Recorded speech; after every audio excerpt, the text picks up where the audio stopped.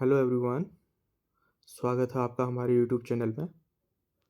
तो दोस्तों, आज की जो वीडियो है वो आज पॉलिटी से संबंधित है। इसमें जो अभी तक हमने यहाँ पे पॉलिटी के 4 क्लासेस यहाँ पे कंप्लीट की हुई है, उनसे संबंधित हमारी जितने भी एमसीक्यूज़ यहाँ पे बन सकते हैं वो हम आपके लिए लाए हुए हैं। और आयोग द्वारा आपने देखा होगा हाल ही में जो वीडियो वीपीटीओ का एग्ज़ाम हुआ था, उसमें जो है हमारा पैटर्न जो है वो चेंज करके दिया हुआ था। तो इसमें बहुत सारे जो अभ्यर्थी हैं वो उनके द्वारा बहुत से क्वेश्चन यहाँ पे छूट भी गए थे और वे जो है टाइम मैनेजमेंट यहाँ पे नहीं कर पाए थे, जिस वजह से उनके जो नंबर हैं वो काफ़ी कम आ रहे हैं। तो आपके लिए इस प्रकार का जो पैटर्न है उससे संबंधित जो क्वेश्चंस हैं वो हम आपके लिए यहाँ पे लाए हुए हैं। तो आपने प्रत्येक क्वेश्चन को यहाँ पे आपने सॉल्व करना है और साथ में यहाँ पे जो है किस तरीके के क्वेश्चन आ रहे हैं वो भी आपने नोट करने हैं, क्योंकि इसमें सही मिलान भी हो सकते हैं या फिर आपने कथन के रूप में जो क्वेश्चन पूछे जा रहे हैं, कथन और जो उसका कारण है उससे संबंधित भी यहाँ पे हम जो है आपके लिए क्वेश्चंस लाए हुए हैं, उस प्रकार का जो पैटर्न है। तो आपने वीडियो को पूरा देखना है। और इसके अतिरिक्त जो है आपने जो है 4 क्लासेस जो आपने अभी तक नहीं देखी हैं तो आप प्लेलिस्ट में जाके भारतीय राज्य व्यवस्था नाम से प्लेलिस्ट होगी, उसमें जाके आपने चारों वीडियोस देखनी है। देन आपने ये जो एमसीक्यू का सेशन है इसको लगाना है, क्योंकि इससे आपका जो तैयारी भी हो जाएगी और जो है आपका टाइम मैनेजमेंट यहाँ पे आपका होने वाला है। तो जो 4 वीडियोस हैं उनको मैं डिस्क्रिप्शन बॉक्स में यहाँ पे डाल दूँगा। और आने वाली जो वीडियोस हैं उनके लिए भी आपको यहाँ पे तैयार रहना है। अब आने वाले जो समय है उसमें पॉलिटी के साथ साथ आपके लिए जो अन्य सब्जेक्ट भी हैं, कि उसमें हिस्ट्री हो चाहे वो पॉलिटी हो और चाहे वो ज्योग्राफी हो, इनसे संबंधित हम आपके लिए जो क्लासेस लाने वाले हैं वो आपने यहाँ पे देखनी है। और साथ साथ ही जो है आपके लिए जो वीकली करंट अफेयर है वो प्रत्येक शुक्रवार को आपके सामने ये आने वाली है। तो चलिए आगे बढ़ते हैं दोस्तों।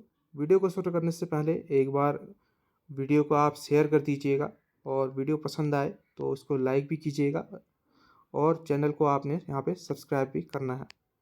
तो चलिए शुरू करते हैं। पहला क्वेश्चन है, निम्नलिखित में से किस अधिनियम के अंतर्गत भारतीय विधान परिषद के जो यहाँ पे बजट में बहस करने की शक्ति प्राप्त हुई थी? देखिए, आपने क्वेश्चन पढ़ना है तो इस प्रकार पढ़ना है कि वो आपको एक बार में पढ़ने में समझ में आ जाए, क्योंकि अगर आप उसको बार बार पढ़ेंगे तो आपका वहाँ पे टाइम जाने वाला है, जो कि आपके लिए वो सही नहीं है। तो इसमें पूछ रहा है जो भारतीय विधान परिषद है इसको बजट में बहस करने की जो शक्ति है किस अधिनियम द्वारा यहाँ पे प्राप्त हुई थी? तो आपके ऑप्शंस है भारत परिषद अधिनियम 1861, भारत परिषद अधिनियम 1892, भारत परिषद अधिनियम 1909 और भारत शासन अधिनियम 1919। देखिए दोस्तों, जो इसका आंसर है वो भारत परिषद अधिनियम 1892 है, जिसमें जो है भारतीय विधान परिषद है इसको बजट पर बहस करने की यहाँ पे शक्ति प्राप्त हुई थी। जितने भी अधिनियम हैं हम आपको यहाँ पे करा चुके हैं, चाहे वो कंपनी के अधीन पारित अधिनियम हो या फिर यहाँ पे ताज के अधीन जो है पारित अधिनियम हो, आप उनको वहाँ पे एक बार जाके ज़रूर देखिएगा। और इसके साथ साथ जो है इसी अधिनियम के द्वारा यहाँ पे अप्रत्यक्ष जो चुनाव होता है इसकी भी यहाँ पे शुरुआत की गई थी। नेक्स्ट बढ़ते हैं। क्वेश्चन नंबर 2 है, ब्रिटिश भारत में सांप्रदायिक प्रतिनिधित्व की व्यवस्था किस अधिनियम द्वारा यहाँ पे की गई थी? यहाँ पे पूछ रहा है सांप्रदायिक प्रतिनिधित्व किस अधिनियम द्वारा शुरू हुई थी। तो आपके ऑप्शंस है भारत परिषद अधिनियम 1892, मार्ले मिंटो सुधार 1919, मॉन्टेग्यू चेम्सफोर्ड सुधार 1919, भारत शासन अधिनियम 1935। तो आपका जो सही आंसर बनेगा, जो सांप्रदायिक प्रतिनिधित्व यहाँ पे शुरू हुआ था वो यहाँ पे हुआ था मार्ले मिंटो सुधार 1909 के अधिनियम द्वारा। इसमें जो है जो मुस्लिम हैं उनके लिए यहाँ पे सांप्रदायिक जो प्रतिनिधित्व है यहाँ पे इसकी व्यवस्था की गई थी। आपने याद रखना सिर्फ मुस्लिम के लिए यहाँ पे शुरुआत की गई थी। इसके बाद जो है इसका जो विस्तार है 1919 के अधिनियम द्वारा और 1935 के जो अधिनियम है उसके तहत की गई थी। यहाँ पे महिलाओं और श्रमिकों के लिए की गई थी। यहाँ पे जो है आंग्ल भारतीय और इसके अतिरिक्त यूरोपियों के लिए इनके लिए यहाँ पे व्यवस्थाएं की गई थी। नेक्स्ट बढ़ते हैं आगे। क्वेश्चन नंबर 3 है, निम्नलिखित में से किस एक अधिनियम द्वारा भारत में संघीय न्यायालय की यहाँ पे स्थापना की गई थी? जो संघीय न्यायालय है इसकी स्थापना बताना है हमने। ऑप्शन ए है भारत परिषद अधिनियम 1861, भारत परिषद अधिनियम 1909, भारत सरकार अधिनियम 1919, उपर्युक्त में से कोई नहीं। तो देखिए दोस्तों, जो संघीय न्यायालय है ये हमारा हुआ था 1935 के अधिनियम द्वारा। तो आपने देखा होगा कि 1935 के द्वारा हुआ था, तो इसके जो ऑप्शन है यहाँ पे कोई मैच नहीं कर रहे हैं, तो इसका जो ऑप्शन होगा ऑप्शन नंबर डी, उपर्युक्त में से कोई नहीं, इसका सही आंसर है। तो नेक्स्ट पढ़ते हैं, क्वेश्चन नंबर 4 है, केंद्र में द्वैध शासन यहाँ पे किस अधिनियम द्वारा यहाँ पे स्थापित किया गया था? जो द्वैध शासन है केंद्र में, वो किस अधिनियम द्वारा यहाँ पे स्थापित किया गया था? ऑप्शन है आपके भारत सरकार अधिनियम 1909, भारत सरकार अधिनियम 1919, भारत सरकार अधिनियम 1935, भारत स्वतंत्रता अधिनियम 1947। तो दोस्तों यहाँ पे आपने देखना है, जो द्वैध शासन है केंद्र में, ये हमारा हुआ था 1935 के अधिनियम द्वारा। आपको याद होगा कि इस अधिनियम द्वारा यहाँ पे प्रांतों में द्वैध शासन को समाप्त कर दिया गया था और केंद्रों पे यहाँ पे इसकी स्थापना की गई थी। तो आपने इसको याद करना और नोट डाउन करना है, क्योंकि ये बहुत ही इंपॉर्टेंट क्वेश्चन है, तो एग्जाम में आने की इसकी संभावना बनी रहेगी। नेक्स्ट पढ़ते हैं, क्वेश्चन नंबर 5 है, 1919 के भारत शासन अधिनियम की निम्नलिखित में से विशेषता क्या है? जो 1919 का अधिनियम है इसकी हमने विशेषता यहाँ पे बतानी है। तो इसके जो ऑप्शंस हैं इस प्रकार है।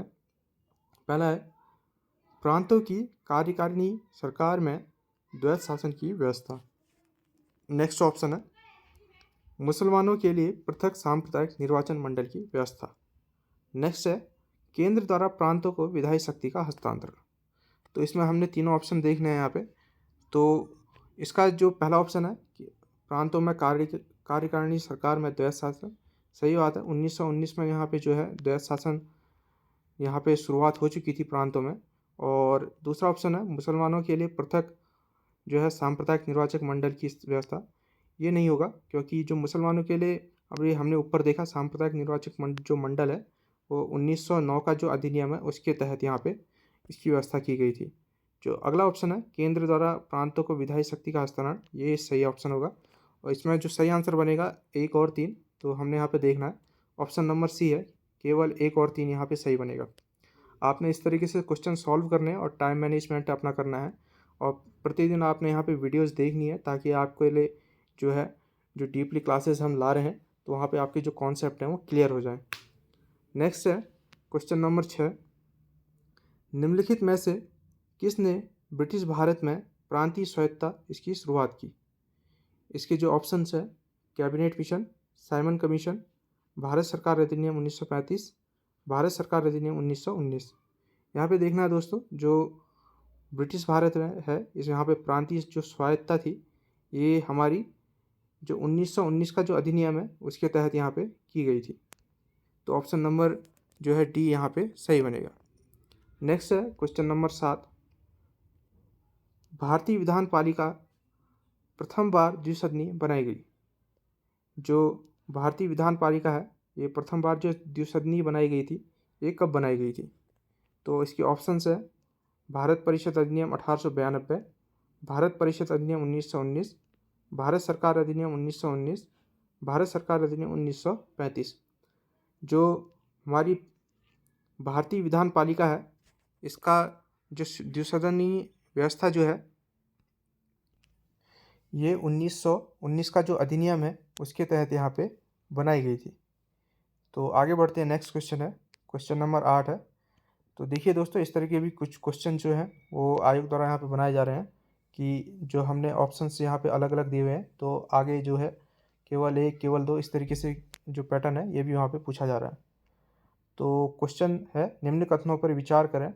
तो पहला ऑप्शन है इसमें 1919 के मॉन्टेग्यू चेम्सफोर्ड सुधारों में 21 वर्ष से अधिक आयु की सभी महिलाओं के लिए यहाँ पे मताधिकार का यहाँ पे संस्तुति की गई थी।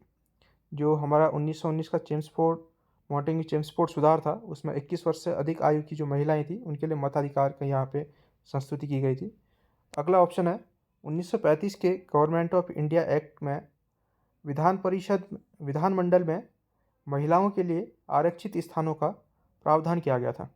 तो देखिए दोस्तों, जो 1919 का जो अधिनियम था, वहाँ पे जो महिलाओं के लिए जो मताधिकार था, वो कोई इसके लिए सीमित नहीं था कि 21 वर्ष से अधिक हो। वो कुछ सीमित वर्ग के लिए यहाँ पे किया गया था।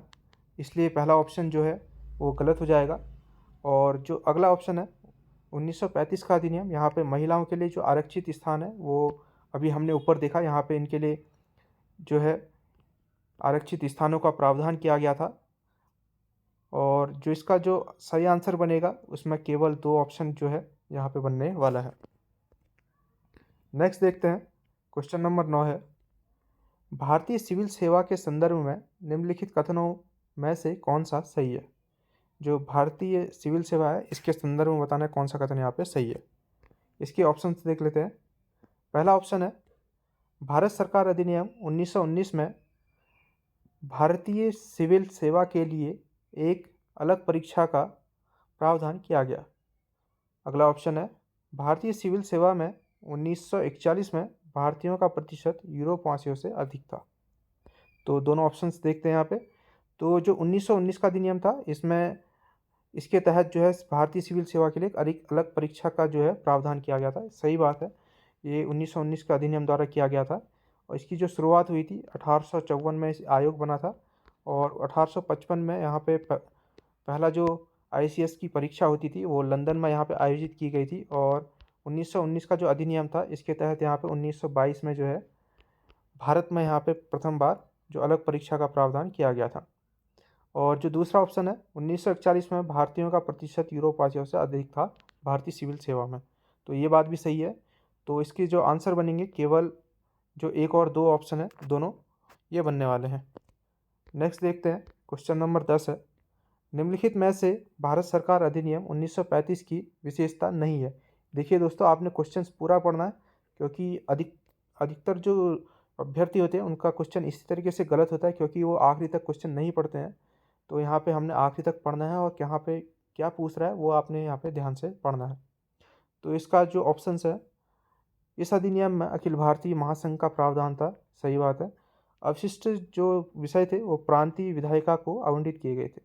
जो अवशिष्ट शक्तियाँ थी यानी अवशिष्ट विषय थे वो यहाँ पे वायसराय को दिए गए थे, ना कि यहाँ पे प्रांतीय विधायिका को। तो इसलिए हमारा यहीं पे जो ऑप्शन नंबर बी है ये गलत हो जाएगा। बाकी आप 3 और 4 ऑप्शन पढ़िएगा, यहाँ पे ये दोनों सही बैठेंगे।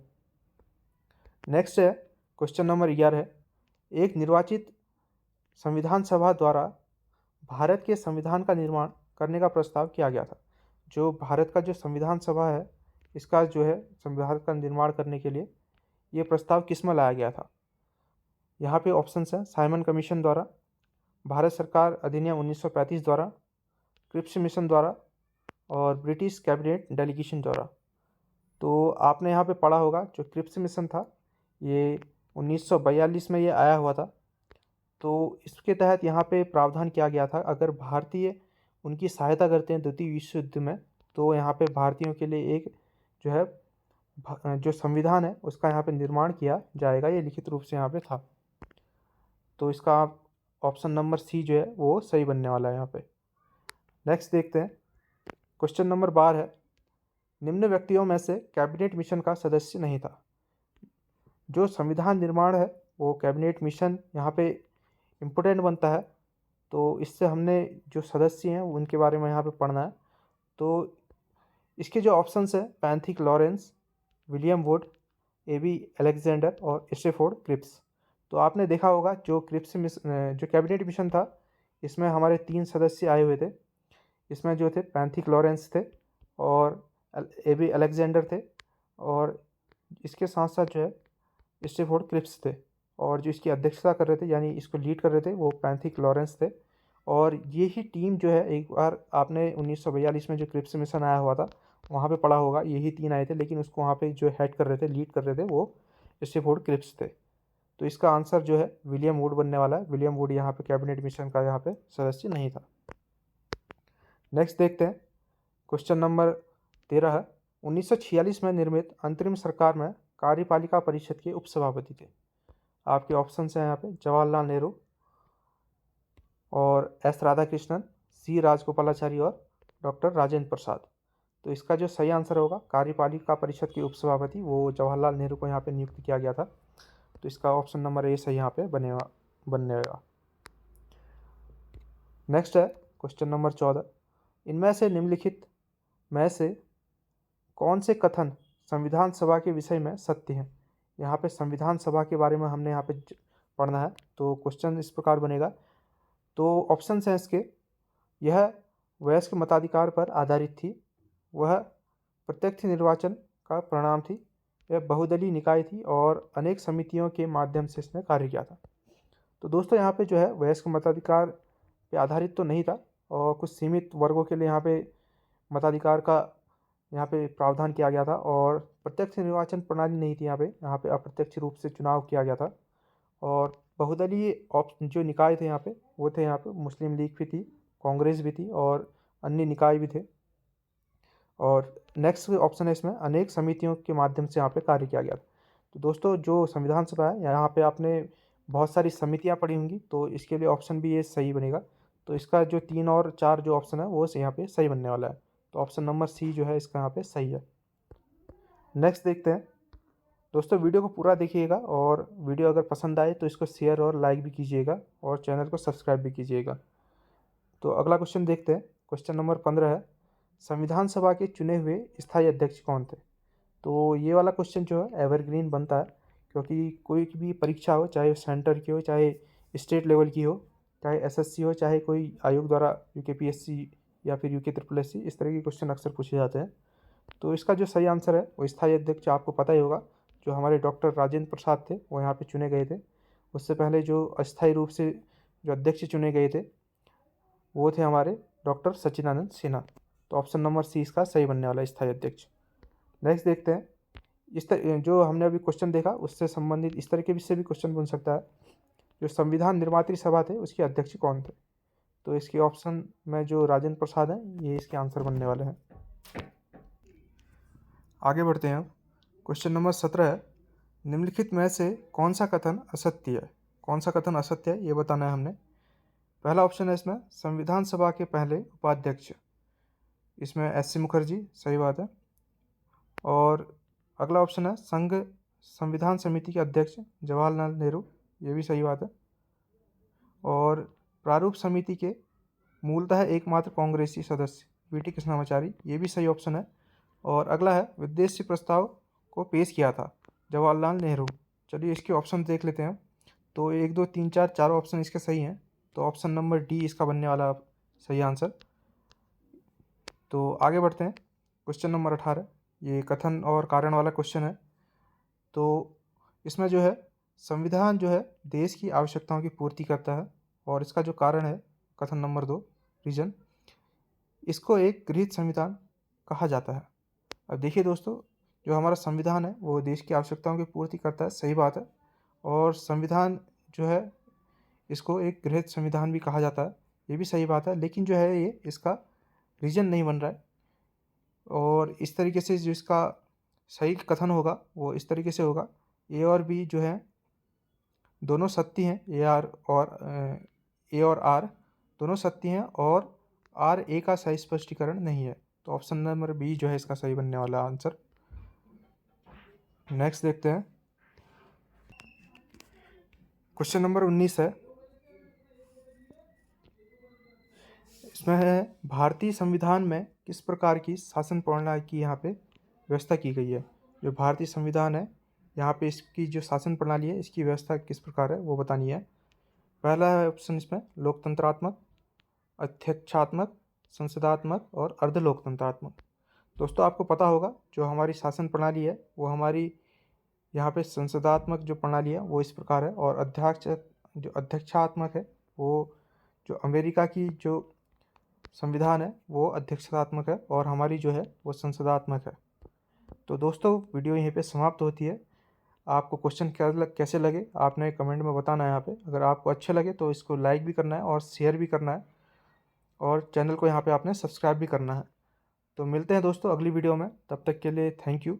और वीडियो जो है हमने इससे पहले 4 पॉलिटी की क्लासेस डाली हुई है, आप उसको ज़रूर देखिएगा। और जो करंट अफेयर्स है वो वीकली आपको यहाँ पे प्रत्येक शुक्रवार को मिलने वाली है। तो उसका भी आपने जो है रोज़ आपने वीडियो देखनी है। तो मिलते हैं अगली वीडियो में, तब तक के लिए थैंक यू।